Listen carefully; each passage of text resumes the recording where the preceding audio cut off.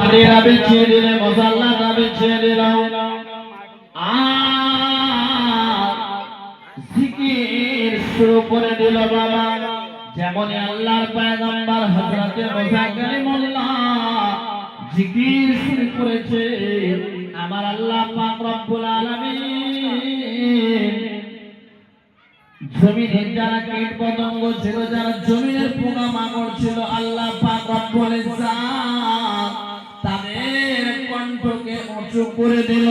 এবং তাদের আওয়াজটাকে তখন বাড়িয়ে দিল। বেরাদার মিল্লাত, আমার আল্লাহ পাক রব্বুল আলামিন যখন জমিনের পোকাদের আওয়াজটা বাড়িয়ে দিল, জমিনের পোকা তসবিহ করছে, এই তসবিহ যখন কানে আল্লাহ রব্বুল আলামিনের পয়গম্বর হযরত মুসা কালিমুল্লাহর কানে চলে গেল,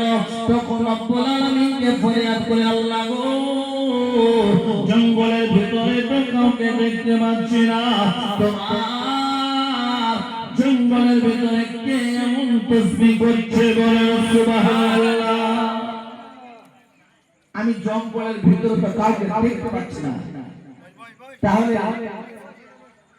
কোথা থেকে এই শব্দ, আপনার জিকির শব্দ শোনা যাচ্ছে? বেরাদার মিল্লাত মুআদ্দাস সামাঈন হাজরা, আল্লাহ পাক রব্বুল আলামিনের দ্রব্যমানি